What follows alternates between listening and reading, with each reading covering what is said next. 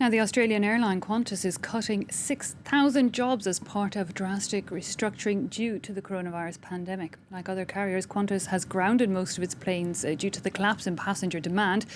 But its recovery prospects are tied to Australia opening its international borders, which are expected to remain mostly closed until the end of this year. For more on this, we're joined by our business editor, Stephen Carroll. Stephen, so what exactly is Qantas's plan to recover then from this crisis? Well, they're cutting costs as the main part of it. Over the next 3 years, they're going to cut around €9 billion worth of costs. The job cuts are a major part of that. So 6,000 jobs are to go. That's around 20% of its workforce. Another 15,000 workers are going to be kept on furlough with the government's paying their wages, or at least that's what Qantas is hoping. That's still under negotiation with the government there at the moment. The airline bracing for years of much lower revenues. The CEO, Alan Joyce, saying that the company will expect to be a smaller airline in the future. That's what its new plan is going to be, and they've been left with little choice, Alan Joyce says, because of the collapse in revenues, as we've seen airlines around the world experiencing, because of course very few people are travelling these days. Now, it's grounding 100 of its planes for at least a year. That's the majority of its fleet, so that's a major impact on air travel in Australia, although it should be pointed out Qantas is better positioned than some airlines to survive this, and that's because of its domestic business, which is a very important sector of how it makes money, and domestic air travel in Australia is returning. Qantas is expecting to operate 40% of its schedule in July domestically. It's grounded its international routes entirely because of those, except for New Zealand, I should say, because of course those restrictions on the Australian border as well. Qantas's main domestic rival, Virgin Australia, went into administration in late April, just showing how serious the situation is for airlines there.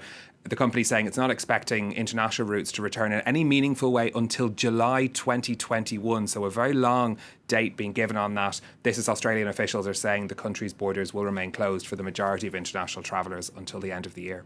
Okay, other airlines, though, of course, have had to make painful cuts too. Shareholders at Germany's Lufthansa are voting later on a €9 billion government bailout. There had been fears this vote could be very tight, but actually just last night the company's biggest shareholder said he would vote in favour of it. So that's removed some of the doubt around this plan, which will see the German government take a 20% stake in Lufthansa. Investors very pleased about that. Shares in Lufthansa up by 18% at the open this morning in Germany.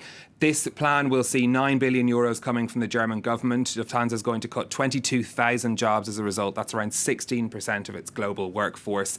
Talks ongoing with unions about implementing those different cuts. An agreement last night with unions representing cabin crew, which will see things like pay freezes, reduced hours, unpaid leave and early retirements for cabin crew there. But that's just one of the negotiations underway at the company. Lufthansa is one of Europe's biggest airlines. They're only expecting to be flying 60% of their planes in September after the key summer season. And long term, it expects its fleet to be more than 10% smaller as well. This is reflecting what we're seeing across the airline industry. Big changes, difficult staff reductions happening at many airlines. The IATA, which represents 290 airlines around the world, says losses at airlines will be more than 84 billion this year, and they say it'll be 2 to 3 years before air travel returns to pre-pandemic levels. I was talking to the head of the IATA, Alexandre de Gignac, just last week, and he was telling me the industry he thinks is at the lowest point of the crisis now. He thinks that this is the point things will start to get better, but did admit that more airlines could go bust before they emerge from this crisis.